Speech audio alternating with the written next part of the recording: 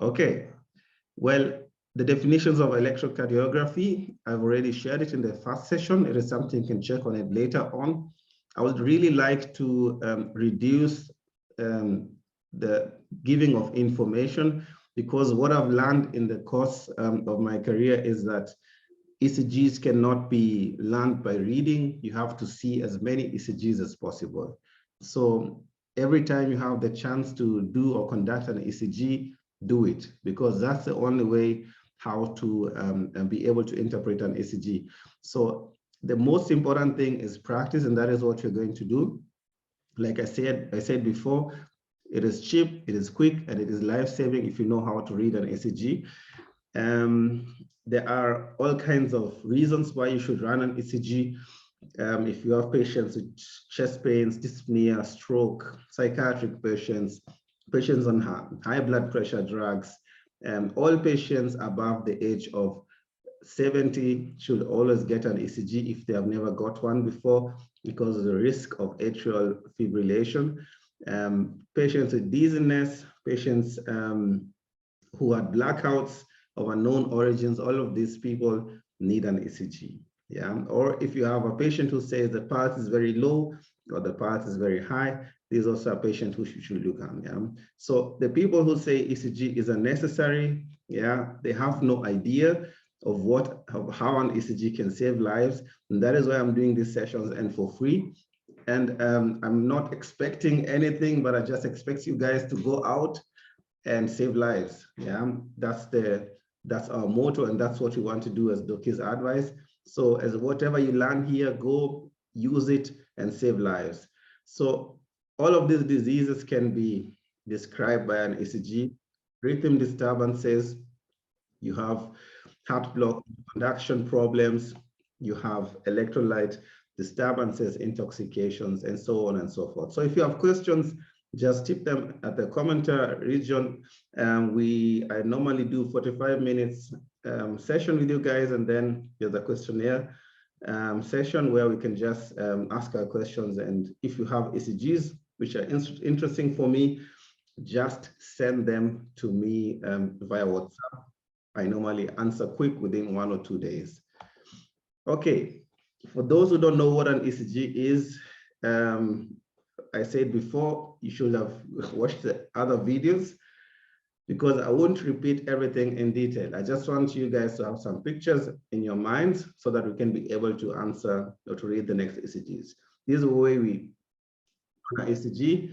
We have the 12 lead, we have the limp lead, the augmented lead, the precordial leads. All of these things I've explained them in our first video. This is an important picture which you should be able to memorize. I don't know if you can see my cursor. You have the baseline, the P wave, a baseline, the Q wave, the R wave, the S wave, a baseline, a T wave, and a baseline again, and it goes again from the front, P, Q, R, S, T, P, Q, R, S, T. So whenever you watch those movies, ER or Dr. House, you just hear the beep, beep, beep, beep. That's the R wave, which is always being detected by the monitors, and that's the sound that you hear, like beep, beep, beep. This is the happening of all of what you're seeing in this picture. So there are different segments you should memorize. These, like I said, you have to watch the first video. I also have a picture of the heart, which shows how the electric activity leaves the sinoatrial node, goes to the AV node, goes to the bundle of the His, yeah, and branches into the ventricles, the right and the left ventricles.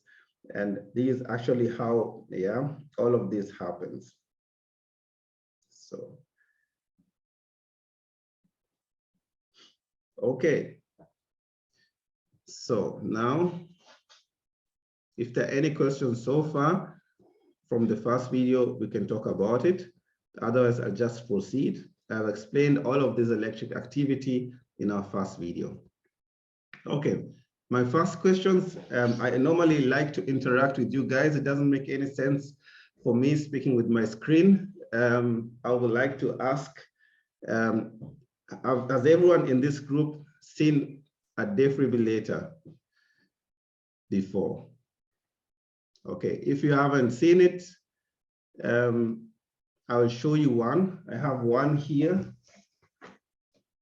Yeah, it is the one which I have in my clinic. It is a bag, and I don't know if everyone can see it. It's a bag with many covers. These are normal automated external defibrillator. The good thing with this kind of defibrillators is that every idiot can use it. Yeah, that was practically the reason why they were created. I'll just bring it much more closer. So with these defibrillators, you have the power button, and you have the AED button in order to defibrillate. It is made as easy as possible. You just put in the cables on this place and place them on the chest of the patient. I'm holding it the wrong way. So as you can see, the chest of the patient, one on the right chest here, and the other one lower the axle underneath the arm around the heart region. So this is the way you place the pads. And then as soon as you turn it on, I can show you the pads so that you just have a picture of what I mean. You have pads like this. Yeah, this is the one which you have to connect on the defibrillator. And then I won't just open it, but I'll just show you the picture of how it looks like. Yeah, you have one on the chest. This is the right side of my chest. Yeah, not the left side of the heart. And on the left side at the heart region, you have another pad. And this pad, you have to place it really well. Otherwise, it doesn't really work as possible. It shouldn't be on the stomach. It should be on the ribs, the same as the other one. So what happens is you turn on.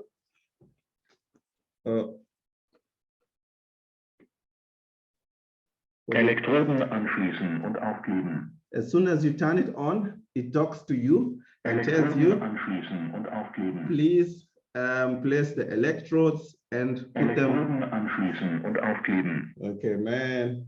It tells you to put them on the chest of the patient. Stellen Sie sicher, dass die Elektroden am Gerät angeschlossen und auf dem rasierten und trockenen Oberkörper des Patienten aufgeklebt sind. I'm sorry, it's German, but it talks to us. Stellen Sie sicher, dass die Elektroden am Gerät angeschlossen und auf dem rasierten und trockenen Oberkörper des Patienten aufgeklebt sind. I've placed it right there, and what you Stellen see, Sie sicher, dass die Elektroden am Gerät angeschlossen und auf dem rasierten und trockenen Oberkörper des Patienten aufgeklebt sind.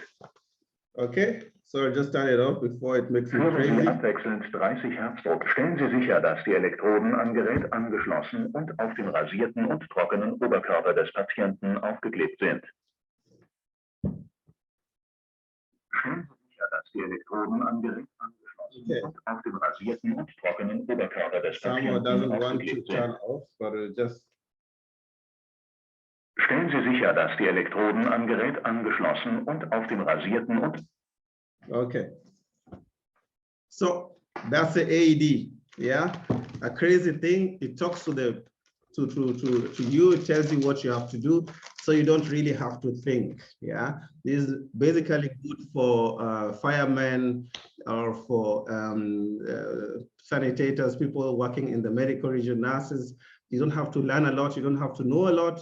You pick up the thing, you put it out of the bag, place it, and then you can work with it.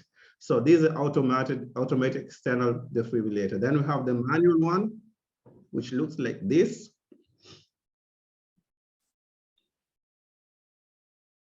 Okay. Okay, so I thought there was a question, but there are no questions. Now the manual defibrillator looks like this. I promised to show you those pictures. Now you have the possibility of seeing an ECG, of selecting buttons, of telling the defibrillator how much energy it's supposed to use, 160, 320 joules, or whatsoever. You can just fix it as you need it. And the good thing with the manual defibrillator is that you can also do external pacing with it. Yeah. And different to this thing, you cannot do external pacing. You just have a machine which can shock a patient when they have a particular arrhythmia. So can anyone tell me what the difference between defibrillation and electrocardioversion is? You can just turn on your mic and talk to us.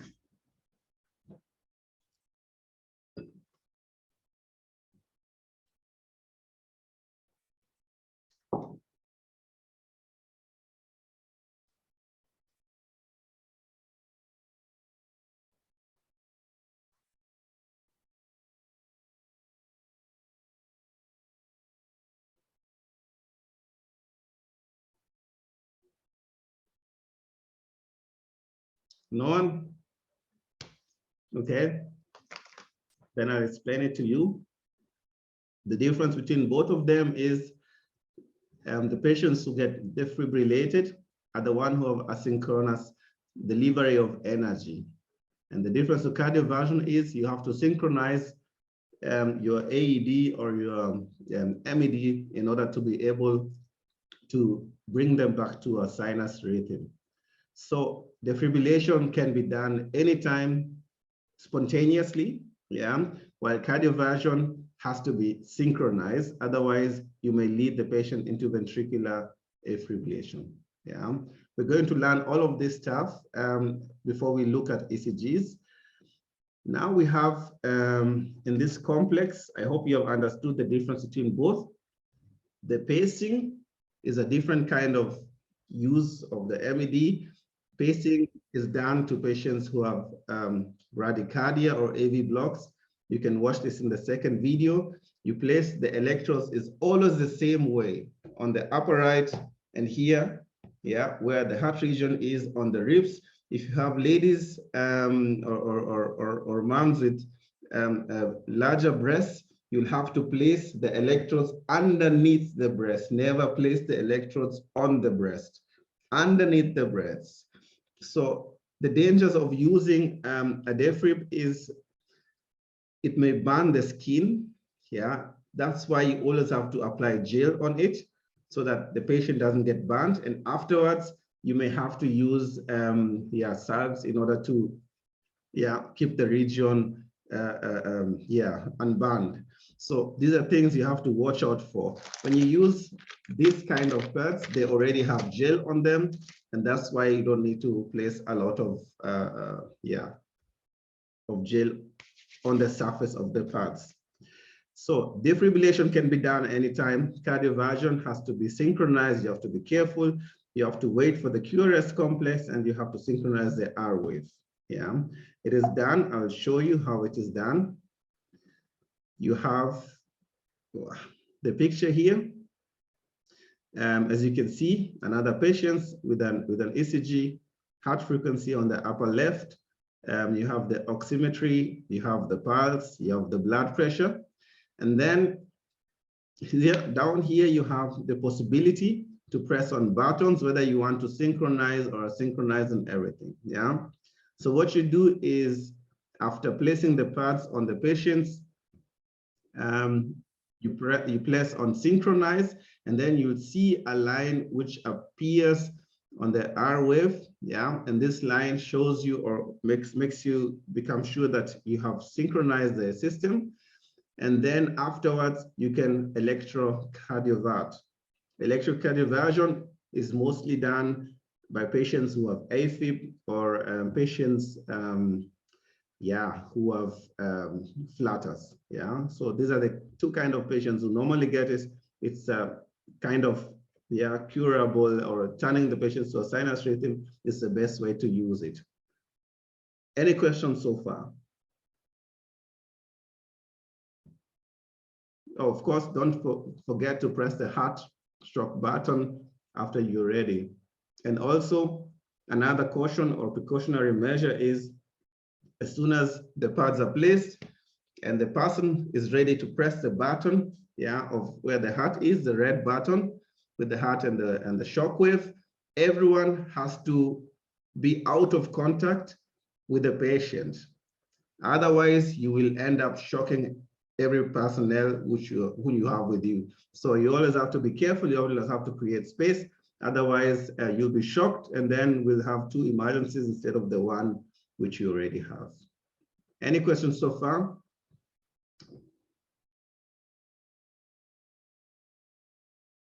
Can you also use cardioversion in VFib? Yeah, good question. What do you think?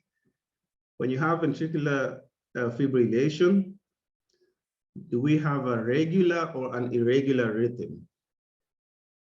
And what is the purpose of doing a cardioversion? Do we have an R wave? Yeah, those are the thoughts you have to think about. When you talk about VFib, you have a total chaos, yeah, during VFib. Of course, there are medical doctors who say it doesn't matter if you electrocardiovert, but actually there is no necessity of cardioverting a patient who has VFib. You defibrillate immediately because a VFib is the most deadly kind of arrhythmia which can happen to a patient. So you don't have time to synchronize and to check. You just put the pads, you tell people, get out of the way, everyone move, everyone out of contact from the patient, even the one who was intubating has to leave the site or has to create a space of around 1 meter or half a meter, and then shock the patient, you come back, you continue resuscitating. You don't waste time. So you resuscitate, resuscitate, resuscitate, you press on the chest, you tell everyone, when you're ready to defibrillate, you see the arrhythmia, you tell them, everyone away from the patient, shock, resuscitating. So it's a really emergency situation where you don't have any time to synchronize. That's why I would always defibrillate. Yeah, okay, I'll just proceed from there. One of the topics was the long QT syndrome. I forgot the E, but the long QT syndrome is a kind of syndrome you have mostly when you have psychiatry patients. The reason is that the psychiatry medication always or most of them lead to a long QT. I'll just show you with the fast waves what I mean. So you have here the Q wave to the T wave. Normally when you talk about QT, you talk about the beginning of the Q wave to the beginning of the T wave. Yeah, so this range is normally prolonged when patients take citalopram or when they take sertraline or other drugs like lithium. Yeah, all of these drugs may cause a long QT. So that's why if you're here and you're doing psychiatry, you always need an ECG before you put patients under medication with antipsychotic drugs. Otherwise, they will have a long QT syndrome. So what are the dangers of having a long QT syndrome?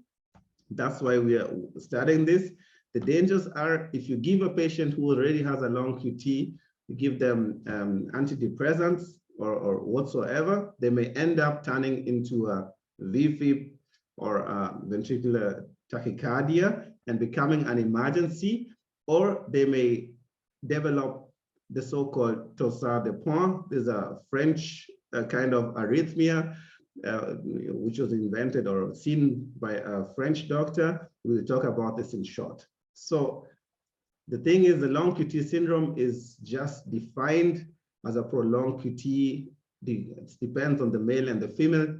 Yeah, normally you have a normal QT wave around 440 milliseconds or below 440 milliseconds, and if it's prolonged about 450, yeah, then it's already prolonged. Then you have a difference of around 30 milliseconds between male and female patients.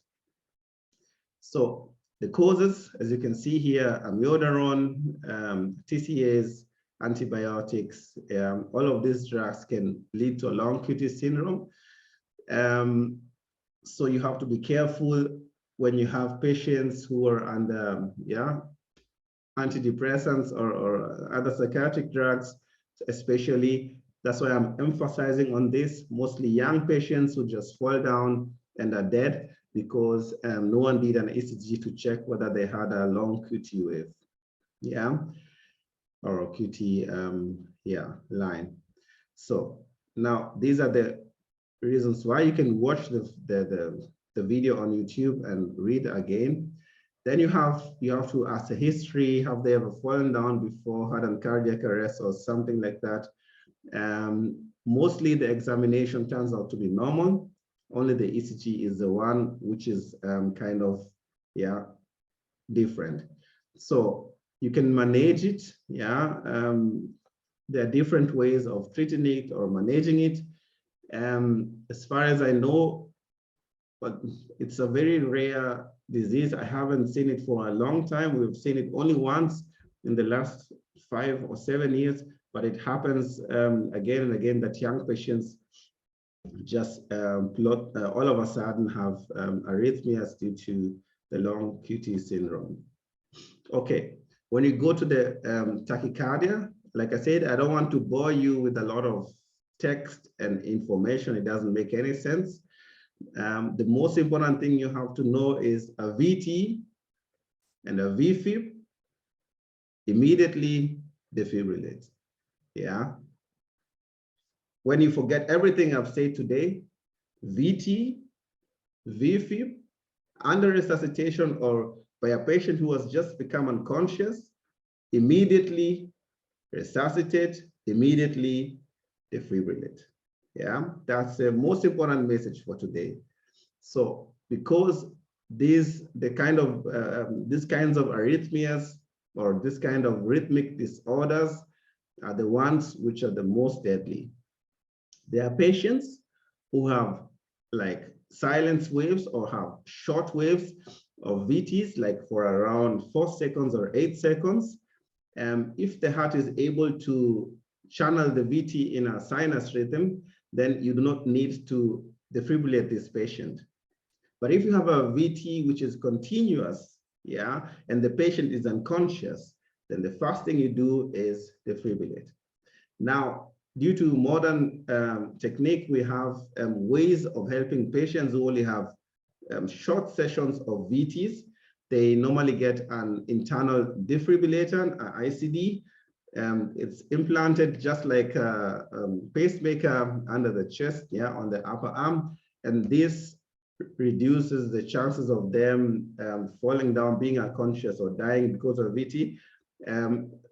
Because the machine itself, the pacemaker or the ICD, it channels every VT which appears into a sinus rhythm.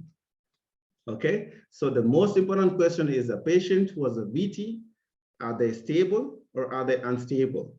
Are we having a patient who's hemodynamically unstable or a patient who is hemodynamically stable? What does this mean? Hypotensive, chest pains, unconsciousness. These are red signs which you should never ignore. So always be on the lookout. VT, VFib, defibrillate, not cardiovate, not cardiovert. The duration is important because we're talking about sustained and non-sustained VTs. You have like VTs which go over 30 seconds and you have the VTs which are under 30 seconds. Those are the patients who have non-sustained VTs. They get the ICD and everything is then fine. So just try to look at this picture. This most commonly when you are doing resuscitation, you only have one wave. And if you see this wave, you see there's a kind of R2T phenomenon, which is known here. You can read about it later on, where you have the T wave together with the R wave. When they look like this, you have a a wave going down. It's like an R wave, which has just turned negative, was a negative amplitude. Yeah, and then it always goes on to a T wave, which transfers immediately another electric activity into an R wave. And most of the VTs look like this. It is something you cannot oversee. Yeah. So when you see this kind of waves, most probably a VT, ask yourself, is it going for more than 30 seconds or less? Is the patient hemodynamically unstable? Then you have to do something. Then you go tell the nurse, or yeah, if you're a nurse, you pick up the AD, you channel the patient, you put in the PET, and then you ask the doctor, can we move on? And then you give the patient the shock in order to turn them back to a sinus rhythm. The most common form of VTs are the polymorphic, the monomorphic ventricular tachycardia. Those are the most common ones. That's why I won't go into detail. And you have the rarer ones, which you talked about, the polymorphic ventricular tachycardia. You can see the name Torsades de Pointes, yeah, a specific form of PVT occurring in the context of QT prolongation. Yeah, I'll show you a picture because teaching you about TDP doesn't make any sense. It's the problem with TDP, Torsades de Pointes, is it's short-lived and it's self-terminating. Yeah, so you may have patients who have a TDP, they may be stable, and you also have mostly or most likely have TDP patients who are unstable, they collapse, and you can see this. It looks like a VFib, but it's not a VFib. Yeah, it's a TDP. I'll show you how it looks like. So the QT prolongation may occur due to drug effects, abnormalities in potassium or sodium. Yeah, different kind of reasons why it can occur, but most likely it can occur when patients get amiodarone. Yeah, very rare. Patients who have a long QT syndrome and they get amiodarone, they often develop a kind of TDP. Yeah, so all of this, you can read them later. I'll just show you what I mean. You can see the picture here. You have a patient who has different kinds of waves. It is not the typical kind of waves which we know, where you just have an organized, organized waves which are just bursting out of anywhere. Here you have short amplitude waves which turn into long amplitude waves. The amplitude is the height, yeah, of the ECG. So when you see these short amplitude waves jumping into long ones and going back into a VFib and coming back, this is the mechanism which you find in TDP, Torsades de Pointes. Rare, but most likely, especially when patients get amiodarone, always keep this in mind, or thyroid patients, always keep this also in mind, that it may happen due to a long QT syndrome. VFib, okay? I hope everyone is still there. It's a lot of stuff, I know, but we're only going to study these three kinds of electric disorders, and then we'll go to a session. Yeah. So VFib is a life-terminating rhythmic disorder. If not on time, if not found on time, seen on time, diagnosed on time, and if not defibrillated on time, patients die. Yeah. Mostly patients who have heart attacks or patients who have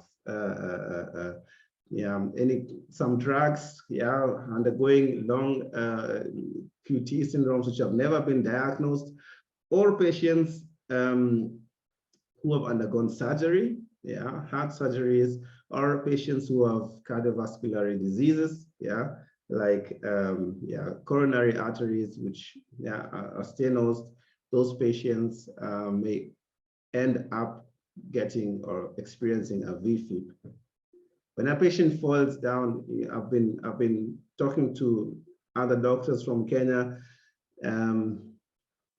We have to improve our emergency regulations. Yeah, that means actually when you have an unconscious patient, the first thing you do is an ECG, and the first thing you do is a lab test, because you want to know in a short time what the patient is missing or what is causing the unconsciousness.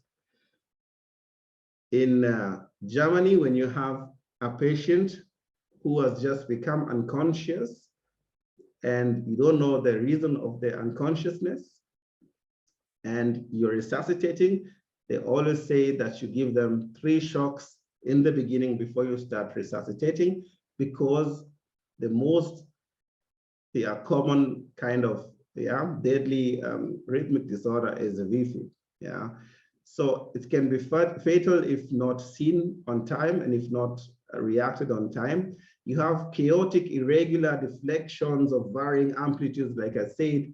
Yeah, you don't see the P waves, you don't see the QRS complex, you don't see the T waves. Actually, you don't see nothing, you just see lines which are going up and down, and it's not as organized as the VT, which I showed you before. Yeah,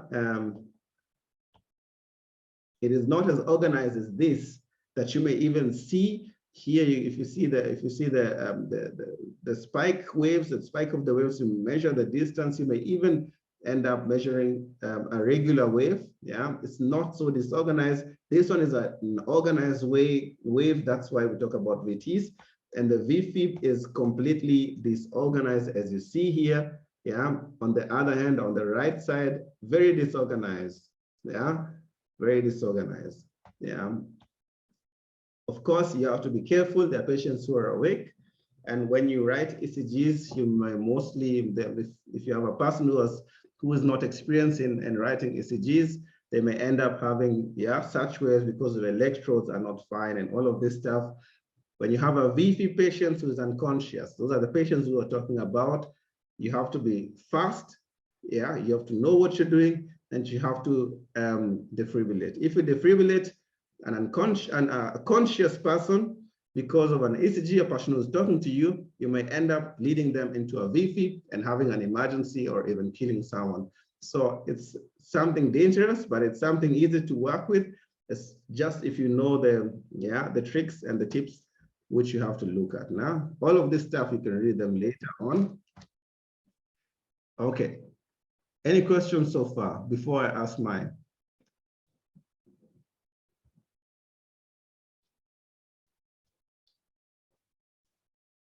You can just turn on your mic and ask them.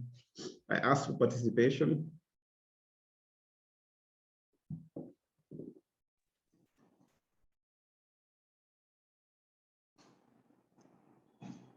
Hi, Dr. Gutu. Yeah. When you have TDP, is it advisable to give magnesium sulfate? Yeah, because the thing is, you really don't know whether the patient has low magnesium levels, but because we know that magnesium can influence the heartbeat in a positive way and turn into a sinus rhythm, and mostly patients who have hypomagnesiemia, they may end up getting TDPs. You can just go on and give magnesium. So magnesium belongs during resuscitation or during such cases, just belongs, given. Yeah, I will do it. Yeah. Okay. How fast and how much would you give? There are different doses. I think you have 2 grams, and you can give it during, I don't use perfusions. Normally, you don't give it fast, you give it very slow over a long period of time. But I can post it to you. I don't know what kind of ampoules you have. We always have different kind of stuff, but I can check it and tell you immediately. What we have is 2 grams, yeah, around 2 grams dose, and then you give it very slowly over a period of 1 or 2 hours. Yeah, so you just let it run. Yeah, we don't give it directly like the other drugs. Yeah. Okay, so during resuscitation, you don't really like push, right? The thing is, you don't have the time. Yeah. So during resuscitation, the only important drugs you need, where we really have study cases, are adrenaline, amiodarone, and your defibrillator. That's all you work with. And if you have a chance, some guys give lidocaine, but you normally don't have the time. So what the Americans have proven is that the most important thing during resuscitation is the compression, doing compression. And then if you see a VT or a VFib, you definitely have to defibrillate and turn them back into a sinus rhythm. But I'll do a session on resuscitation too. Thank you for reminding me, so that we can just go through the steps again. But actually, you don't have the time to look for magnesium.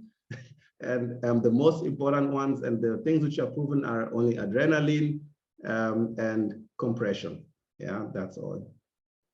Okay, And if thank you have a chance of giving magnesium, I will do it, because it's a matter of life and death. There's nothing you can do wrong when you give magnesium, but you have to be careful because you shouldn't give it too fast. You have to give it slow, and you need also your needles. The veins can, they can get spoiled with magnesium. That's why you have to be careful. Do I want to risk losing the veins or the needles I have just because of magnesium, or do I really want to keep on doing what I'm doing until the patient comes back to consciousness? Okay, thank you. Welcome. So can we therefore say that TDP is PVT converting to VFib and back? That's practically the definition. It's a crazy definition, but that's the definition. Okay, any further questions before we proceed?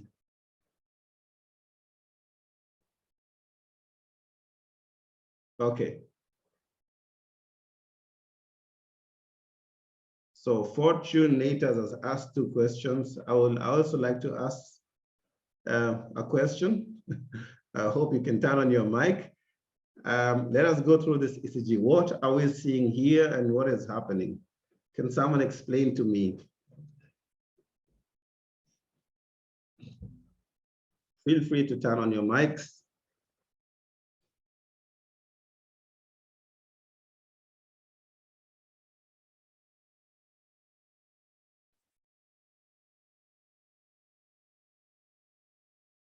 Anyone? Oh, come on, people, participation. Let's not waste time. I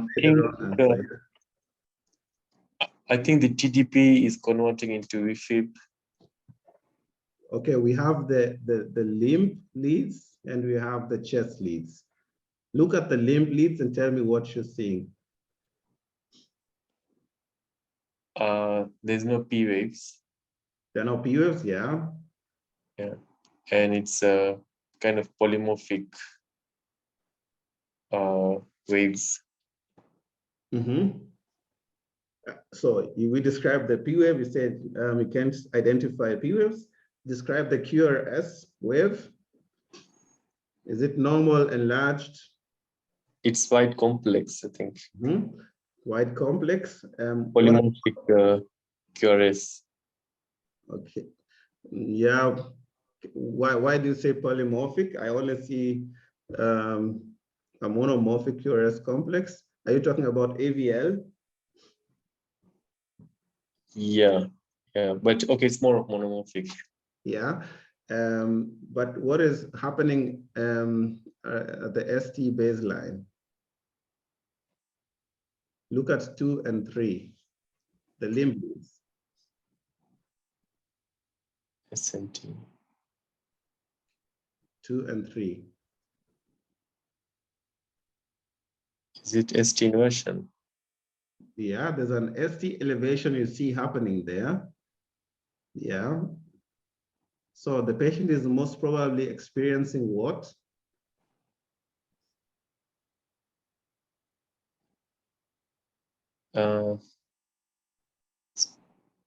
It's STEMI. He's most likely, or she is most likely experiencing a STEMI.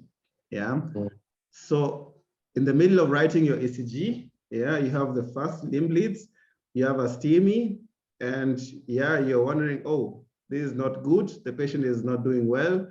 And before you know, you see the chest leads and you see those waves. Can you describe them for us? What are we seeing there? Is it a VT Is it a VFib or is it a TDP?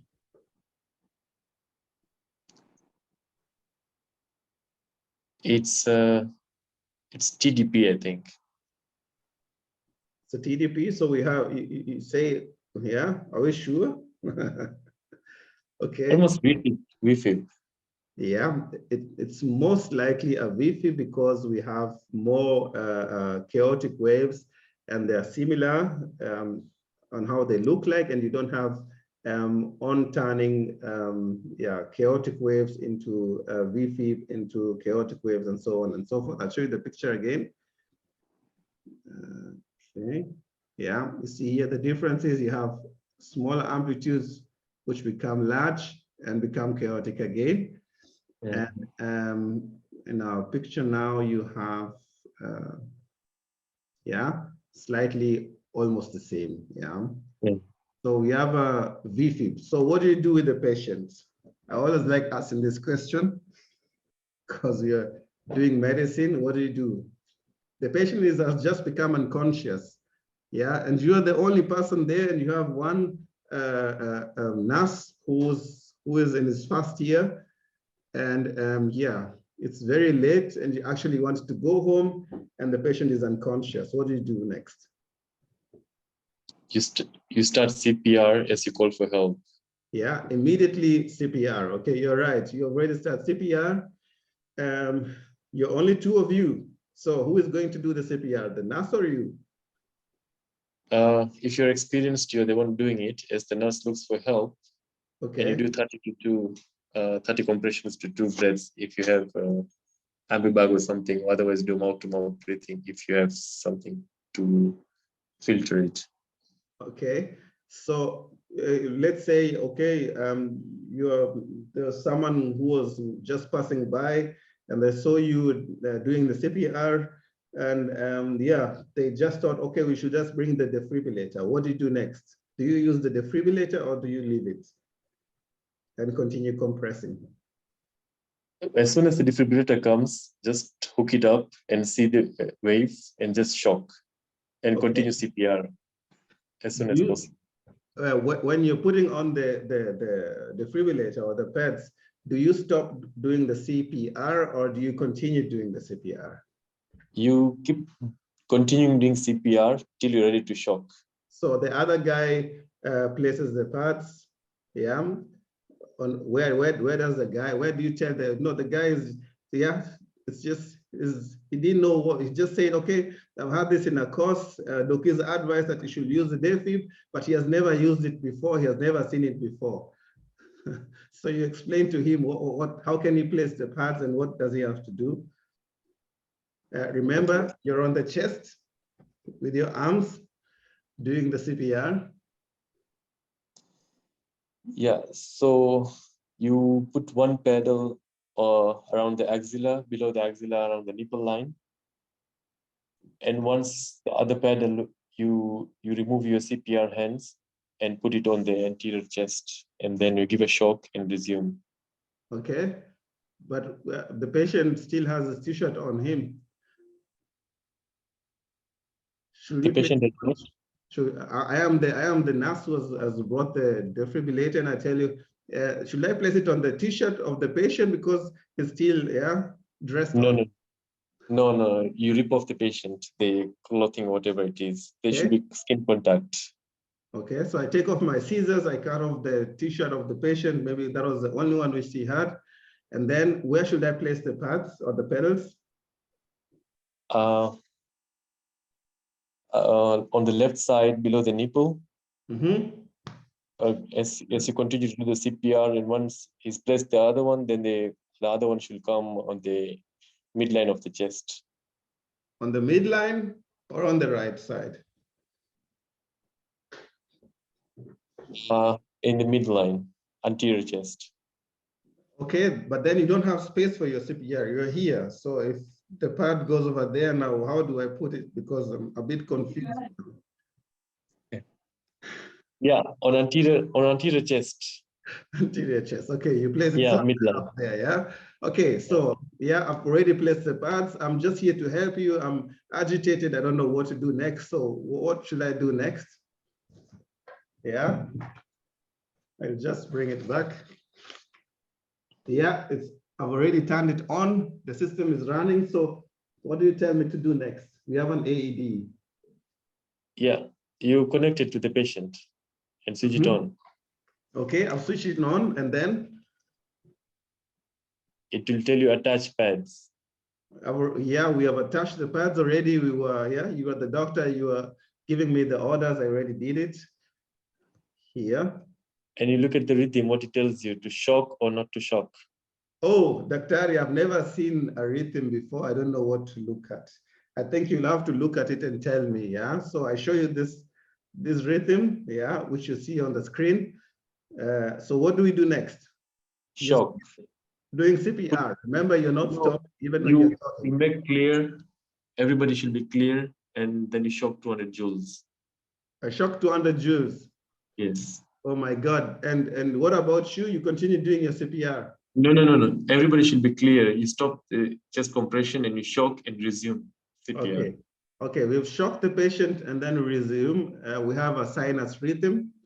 The patient is still unconscious. You're still doing the CPR. So when do you stop doing the CPR? Once you can feel the pulse. Once you can feel a pulse, okay. Yes. You feel the pulse now. Yeah, on the screen you see the QRS wave again. Yeah, but you still see the ST elevation. Yeah, you're somewhere in Kisumu. What do you do next? Or somewhere, yeah, Eastern region. The patient, if there's a pulse, and then you do advanced airway, like intubate the patient, or you keep bugging till someone can come and help you to intubate the patient and take him to ICU. Okay. So what about the drugs I have brought with my day-free? Should I take them back to the ward? I brought a bag. I just found the bag. It was lying beside the defibrillator. You don't want to use any of them? I mean, if it's a STEMI, then you'll thrombolize. What do you mean thrombolize? Okay, but the patient is unconscious, so... The patient is unconscious. Yeah. You can't give anything oral, yeah. You can give anything oral, but we have a needle on the arm, which is working for us. What other options do I have? IV options do I have? Then I show you, I open up the bag, I show you we have adrenaline, we have amiodarone, we have lidocaine, we have, what do we still have in our bag? We have propofol, sufentanil, and we have, aspirin, we have heparin. Are there any of these drugs that you could find useful? You can give amiodarone. Amiodarone? Immediately? How much would you give? 300 milligram. 300 milligram. Okay, yes. But why the patient has a sinus rhythm? I'm just being yeah. We're just learning, yeah? It has a sinus rhythm, so what should amiodarone do? Actually, nothing. Okay, so you have the other drugs. Which ones would you choose apart from amiodarone?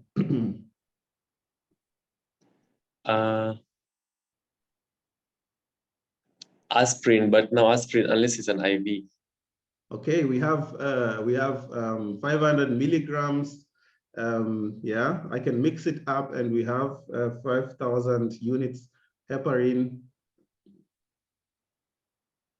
Should I apply both, or just leave and wait until someone comes and intubate? I think you should give aspirin. Okay, we give aspirin because what does aspirin do? I've just asked him the question. What does aspirin do with the body or with the vessels? Aspirin and it's for antiplatelets. Yeah. So yeah, it reduces thrombotic aggregation, and that's why it's important. So what you do is you give aspirin 500 mg, and you also give heparin in order to, what do you call this? I've forgotten the name. In order to dissolve the clots which are still there. Yeah. If we were in a modern hospital, which has a maximum, has everything, what do you think will be the next step before we go to ICU? Angiography. Yeah, we'll have to move fast for angiography. Lab. Yeah, and then go to ICU. Okay, great. You done well. Yeah. Thanks. So you just keep. What was your name again? Suhail Juma. Okay. Yeah. Thank you. We'll just continue now. Feel free to turn on your mic again for the next session. We still have 20 minutes. Okay, so that's the case. We'll go to the next one. Before we go to the next one, I'll just read out the questions. Okay, those are just the answers. Yeah, okay. So anyone else willing to tell me what we are seeing here?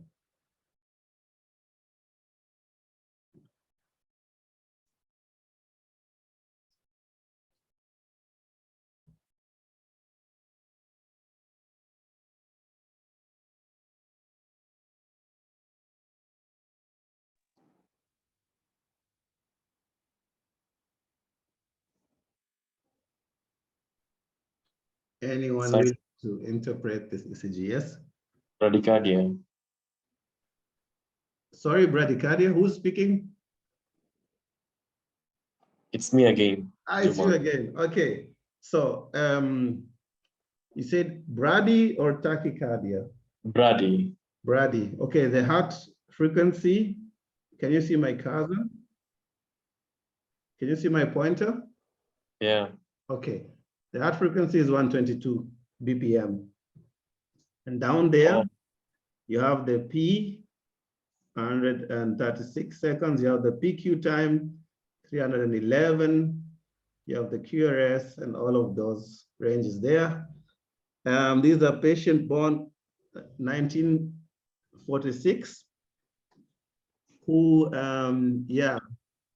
she actually came into our clinic with, dizziness, uneasiness, but she was walking, she was just coming inside, walking, and then I said, okay, we'll do an ECG.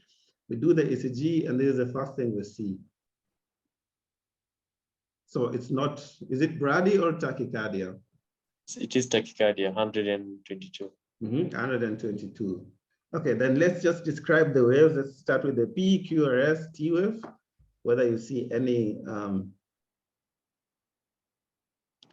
changes. Do you see a P wave? I'm also looking for it. It's very faint. Is it atrial fibrillation? What is atrial fibrillation? What's the definition? Just 2 words. It's just the atrium which is contracting, it's fibrillating. Okay, in an ECG, how do you see an atrial fibrillation? What are the 2 criteria you need in order to make that diagnosis? No P waves. No P wave and? QRS complexes. No, something else? Is it regular or irregular? It's irregular. Okay, no P wave, irregular AFib. That's the definition. Yeah. So do we have a regular wave or regular R to R sequency?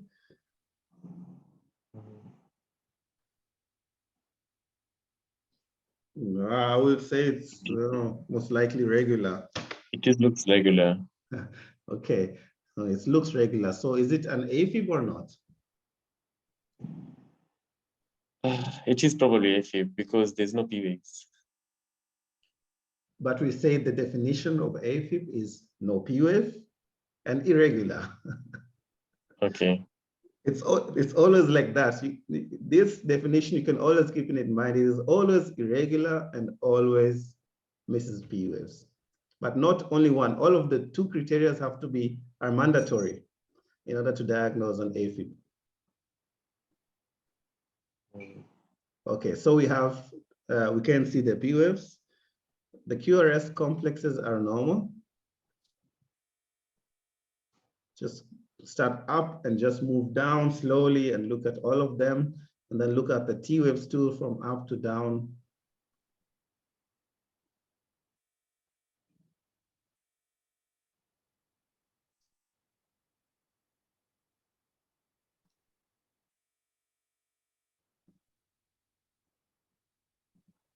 Fortune is saying irregular, but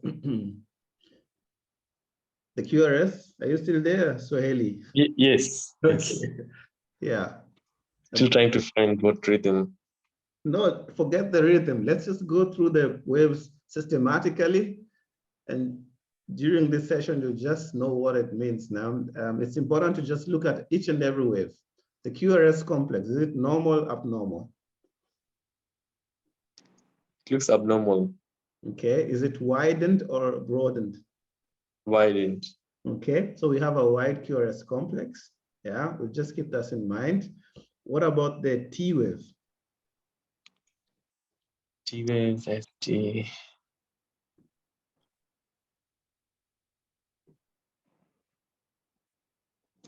Is it T waves in inversion or? Yeah, the T waves, yeah. The chest lead, is it normal? Looks normal. What about the limb leads? Do you see what happens here to the QRS wave and this notch? Do you see this notch? Yeah. Yeah, and now look at this notch and look at my pointer. Have you ever seen this kind of notch happening in an ECG? Yeah. Hmm. Yeah, it goes up and down, up and down, up and down. Yeah. I don't want to torture you. So Yeah. yeah.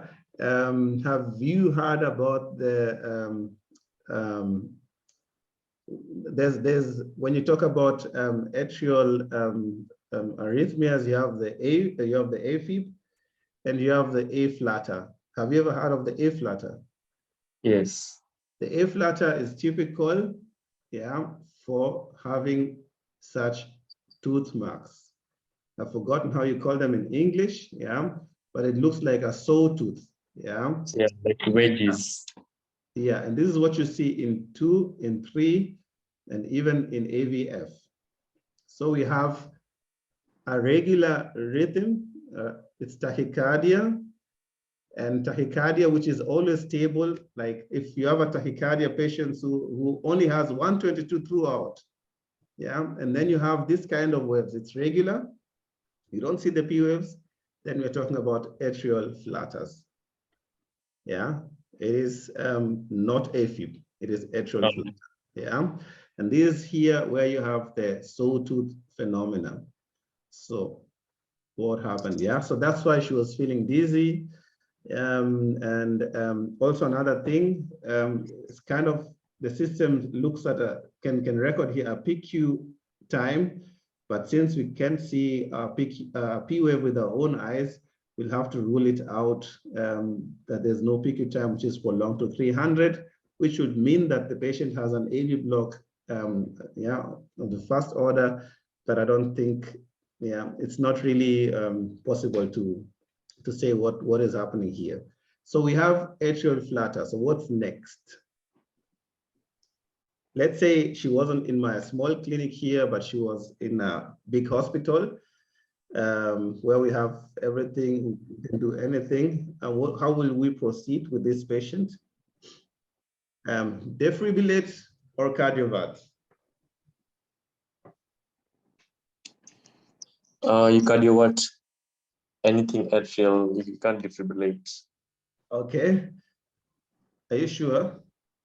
Yeah, you only defibrillate in ventricular rhythms. Okay.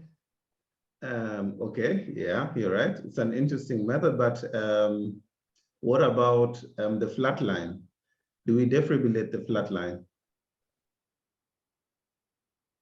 Flat line, where is it? Asystole. Oh, I said, no, you can't. Yeah, it's kind of tricky. Your definition is good, but it has some gaps. You have to refine a bit. Yeah. Defibrillate VFib and tachycardia, VTAGs. Yeah, VFib, VTs, that's all. Yeah. Okay. Yeah. And then, so you cardiovert. So what now we don't have, this thing can't help me. So I have to look for a manual,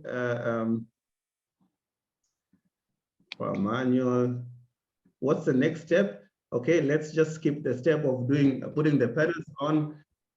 What do you do next when you have the manual defibrillator? Put it in cardioversion mode. You put it's in cardioversion mode, and then what next? Sedate the patient. Okay, yeah, good. You can, yeah. I know, yeah, good. You can sedate the patients. Yeah, I'll agree with that for now. What would you use to sedate the patient? Anything, midazolam, propofol, depends on your capability of. Okay, so you sedate the patient, yeah, but not to an extent that they're unconscious? No, just for a shock. Okay, or flat sedation.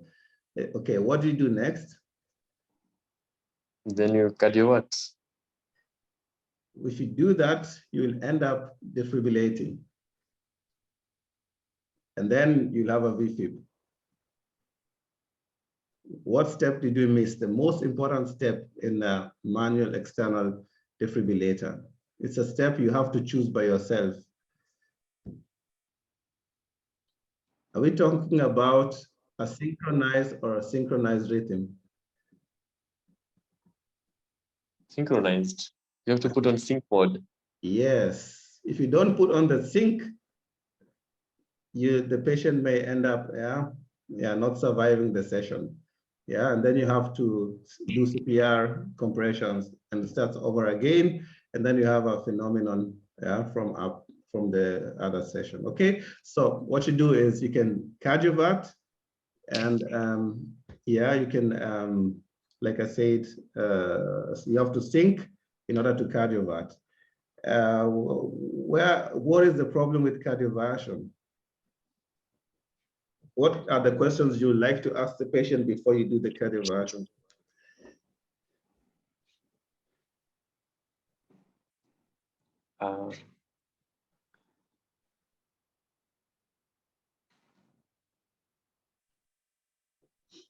The most important questions, because it's a side effect of doing cardioversion. What is the danger of having AFib or A-flatters? Have you been taking blood thinners? That's one question. Okay, they say not regularly.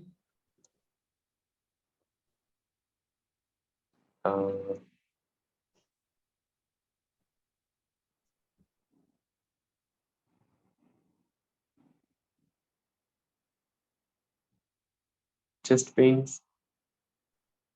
Or just unease on my chest. Yeah. What happens to patients who have, or what do we fear as medics when patients have AFibs? And why do we end up treating them with rivaroxaban or apixaban? They can throw a clot. They can draw a clot. So you should always be on the lookout, because every cardioversion can lead to a stroke by building of clots. That means you may end up producing a stroke while trying to cardiovert. So for this case, there are two options which you have, how you can avoid that the patient may get a brain clot or something else. There are different kind of guidelines. The American Heart Association says that if the patient can verify that in the last 48 hours that they have felt this kind of symptoms for the very first time in their lives, it has never happened before, they really have to be 100% sure, then you can do the cardioversion in the emergency room. If the symptoms prolonged over a period of time more than 2 days, the risk of them experiencing a blood clot in the brain is very high. So our people don't go immediately to the doctor, so we'll have to assume that almost all of them fall in the, over 3 days of waiting time. So what are the possibilities you will have or you will have to do before you do cardioversion?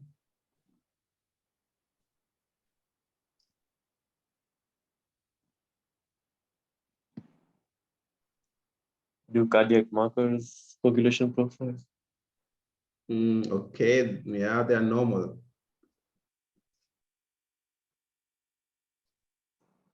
Put the patient on anticoagulants. Okay, you can put the patient on anticoagulants, take them to the HDU, and wait. How long would you wait?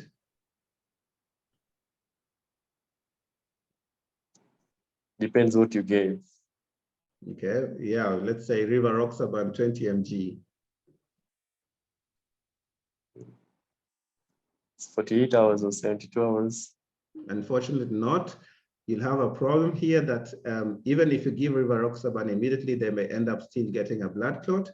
So you'll have to wait for more than 1 or 2 months until you can do the cardioversion. Yeah, so you have the issue of a patient, with the problems. You can cardiovert. So what's your alternative? Well, what do you do if you have such a patient who has had the symptoms for a very long time? Yeah, you observe them at the HDU. What other option do we have?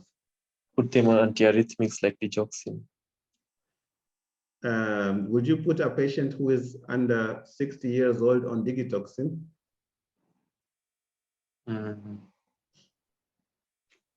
What other measures would you explore before choosing digox or DGMAC?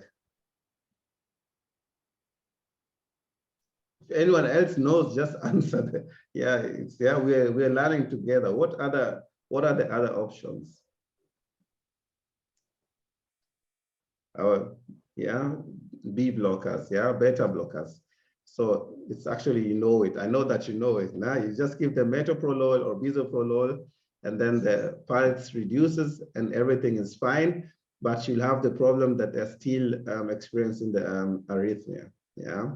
So if you're in a hospital somewhere in Kajiado and you don't have a cardioverter and you don't have metoprolol, but you have a patient who has been experiencing the arrhythmia for around 30 minutes.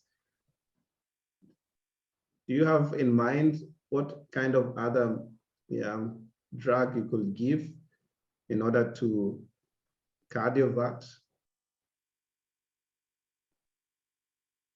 or bring the patient back to the sinus rhythm?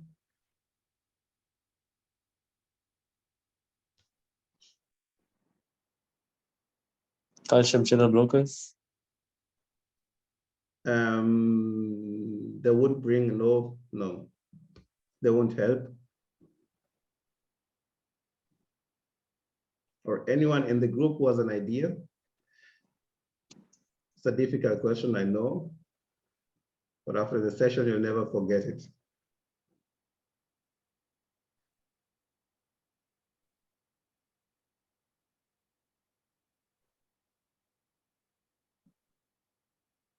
Okay. So what you can do is practically look for amiodarone, 300 mgs, and let it give the drops for around 30 minutes to the patient. Amiodarone IV, 300 mg for 30 minutes, let it run slow, and most of the patients turn back to a normal sinus rhythm.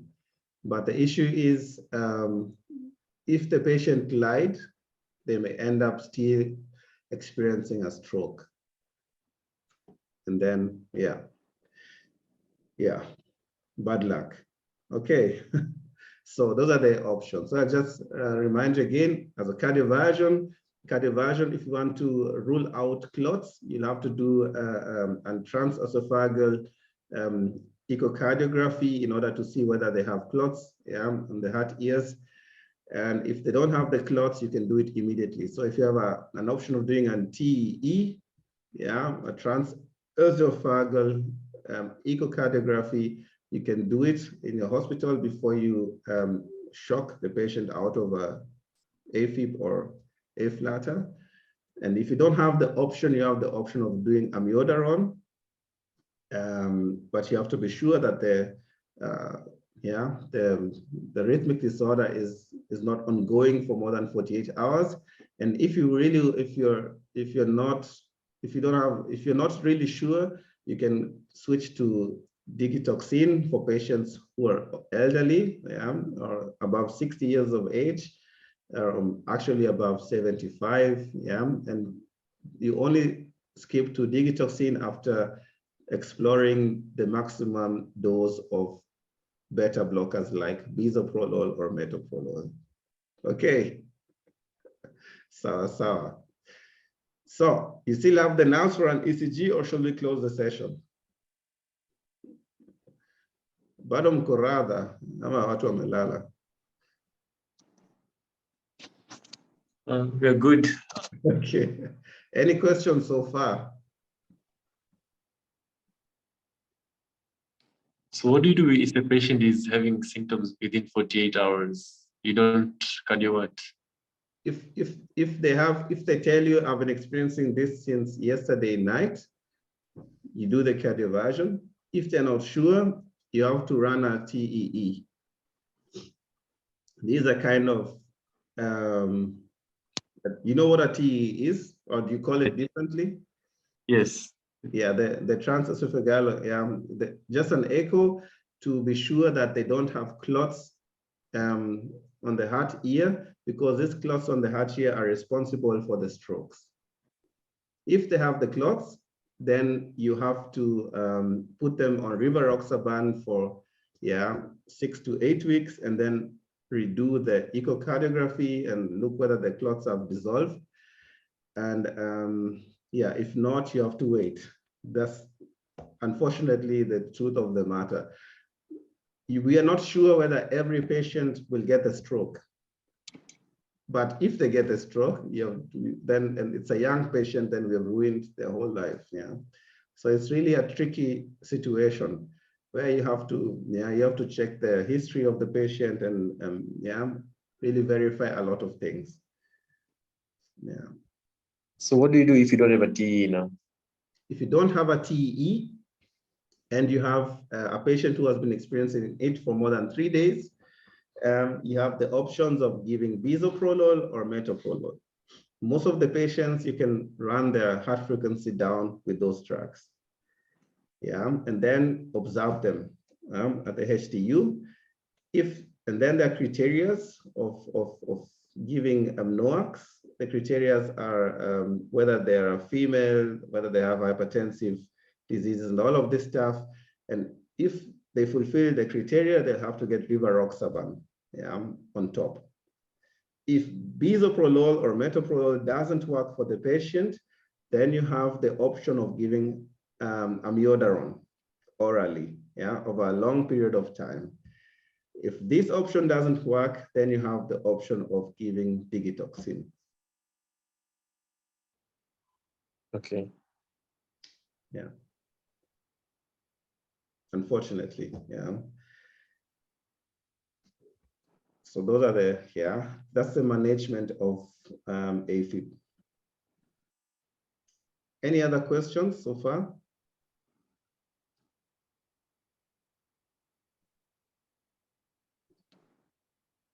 Okay, I brought so many ECGs, I don't think we'll finish them, but maybe I'll try to do 1 or 2, and then In the next session, we'll proceed with the rest. So, okay, let me check out this patient. What is this? Okay, I'll skip this one.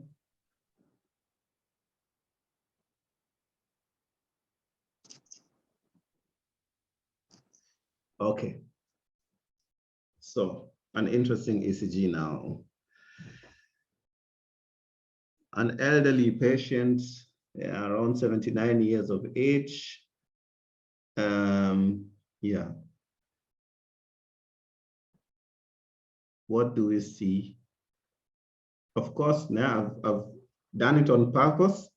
You have an ECG where you already have an interpretation on the right side. And we together are going to check whether the ECG device can really read the ECGs well. What do we see? Look at the P waves, the QRS waves, the T waves, and tell me what you see.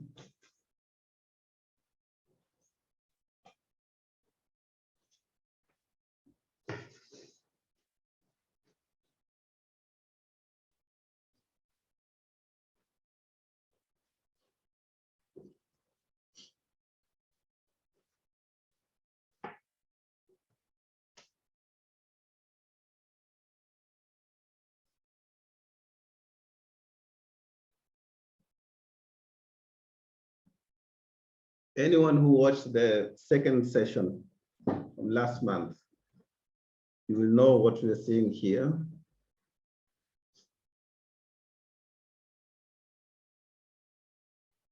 Watu wajitolee. Hey.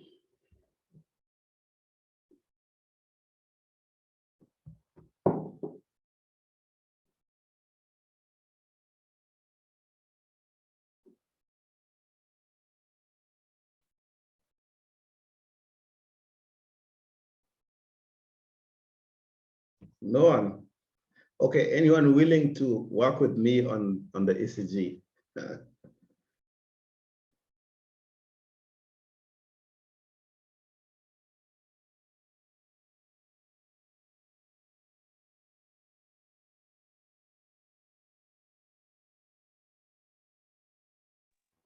are no P waves. There are no P waves? Okay, yeah. I also don't see any P waves.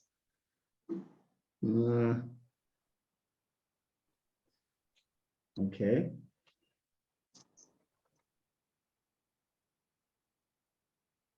Okay. What about the T waves? The QRS complex. It's wide QRS complex. All of them?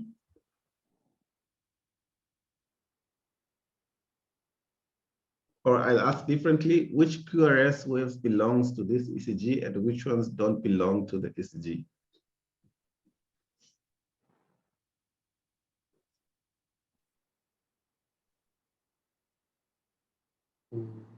Okay, do these belong to the ECG or these ones? The second ones belong.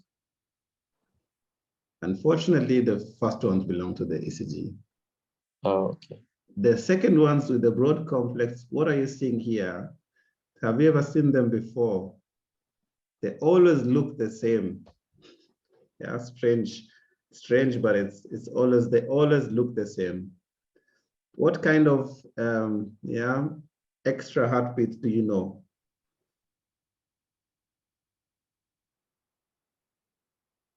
Or I'll ask extra systoles. Have you ever heard of extra systoles? Yes. Okay. What do you, can you remember any kinds of extra systoles?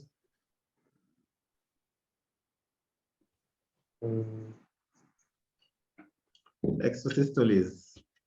You have the ventricular, the lower chamber, and the upper chamber.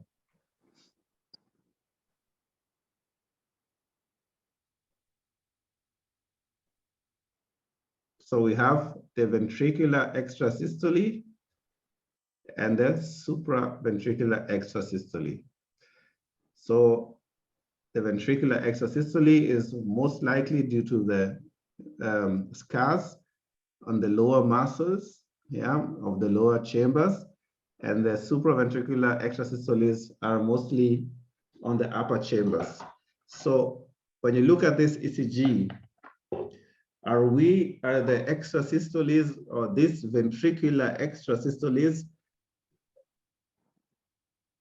ventricular or supraventricular? It's ventricular. It's ventricular. So we have VES, ventricular extrasystole, which always appears after every QRS wave. This kind of phenomenon is called bigeminous. It always appears after a QRS wave. So we have a ventricular extrasystole, I would say multiple ventricular extrasystoles, in form of bigeminy. And then the question now is, what is happening here? And what kind of rhythm do we have with the normal QRS waves? We have, let's take the chest leads. What do these waves remind you of from our last session?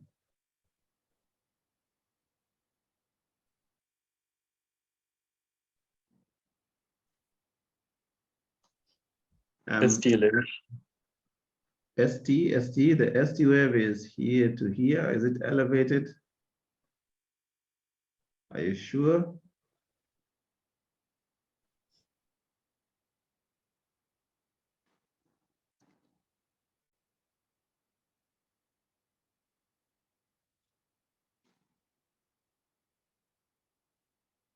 Have you ever heard of triple B's, bunch blocks? Yeah. Can anyone tell me what kind of bunch block that is?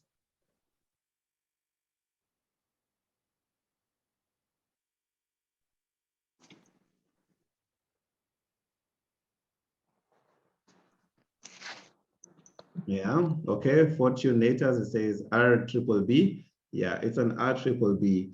So we have a right bunch block with bigeminy, and they are always after every QRS wave. Should I worry about this patient?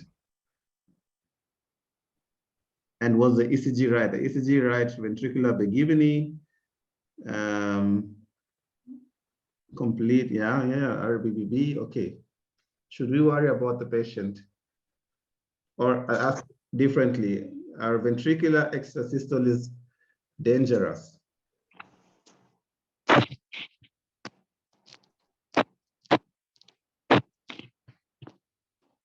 Okay, ventricular extrasystoles are not dangerous. They appear, every second person has them. Those are patients who say they feel like a bubble on their heart every time. Yeah, they have like some extra beats on their heart or palpitations. Those are mostly extrasystoles. Now, the most important thing is to count them. If you have extrasystoles over 24 hours, which are around 10,000 or more than 10,000 of them, then such patients, we have to think about doing EPUs, electrophysiology, or think about giving them a pacemaker in order to avoid the ventricular extrasystoles taking over the heart rhythm and leading to VFibs. So that's one thing, but so long as the patient has less than 10,000 VESs within 24 hours, there's nothing to worry about. The RBBB is also not a problem, so long as the patient has been experiencing RBBs for a long time. It's also nothing to worry about. So maybe this kind of picture has been seen in the patient's life for over 10, 20 years. The question is, did the patient have a heart attack, which was not seen, which led to scars in the ventricular region? Or are we seeing a patient who was a pacemaker? Now that's the big question, yeah? Does the patient have a pacemaker, or do we have scars on the lower chambers of the heart? In this case, the patient was stable. It is just an appearance which we found while doing our routine ECGs, but the patient was doing well. He had a pacemaker. There was no reason of, he had a history of heart attacks. So there was no reason of undergoing any exams or treatments in this case. So a ventricular bigamy, RBBB. Oh, we forgot one thing. Is it a sinus rhythm or not?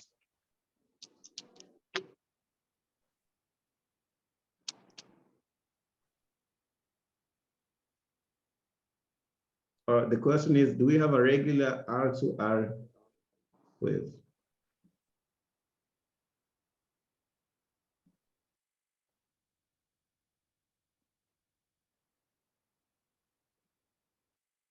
Yeah, the distance between this R wave and this R wave, whoops, looks different from the distance from this R wave to the other one. So we might have most probably an AFib going on, which is really hard to determine. That's why we'll have to do a 24-hour ECG before we know what to do next to this patient. So we'll have to conduct monitoring 24 hours and then look at the ECGs and see whether the ventricular bigamines are just an instance or just short-lived, or whether they are throughout the ECG of this patient. Okay, sorry for bringing a tough ECG, but it's important for us to see these things over and over again. So it is not an ST elevation or an ST disorder here in this case. This kind of rhythm or this kind of complex is called a ventricular extrasystole, and it always looks the same, and it appears mostly before or after a QRS complex. It doesn't appear alone. If we will only have this kind of QRS complexes one after the other, then it is one to worry about. But in this case, it is always after or before QRS complex, and it is not an emergency. Yeah, but it deserves cardiac screening, and it deserves observation, 24-hour observation to see whether there are changes in this kind of ECG. So I think if there are no questions,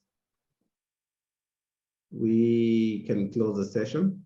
But I'll give 2 more minutes for questions, and I will leave the other ECGs for our next session, which is going to be in May, at the end of May. And I'll just check, most of the people said 257.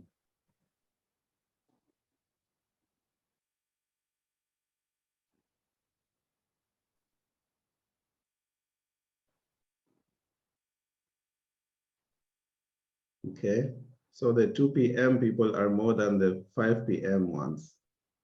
Okay, I'll bring this back to the statistics. My experience was 5 p.m. we had more participants than 2 p.m. We had around 40, but yeah, I'll give my best.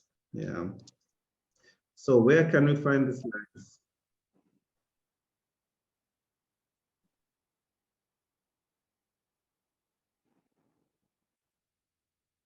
Which slides do you mean, Fortune?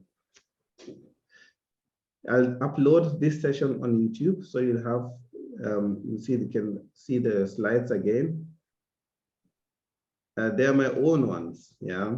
These are pictures I took by myself on real-time patients. I don't have the questions written down. The questions are in my mind, but you can watch the video again on YouTube on our channel, Doki's Advice. Okay. No further questions?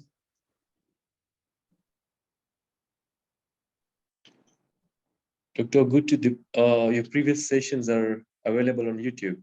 They are available on YouTube, yeah. What is it called? Doki's Advice. Just, yeah, that's, yeah. Okay, thank you. I can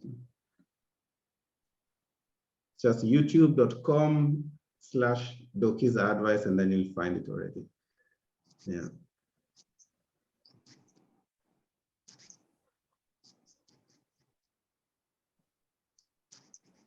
Okay, then I'll just say thank you guys for watching.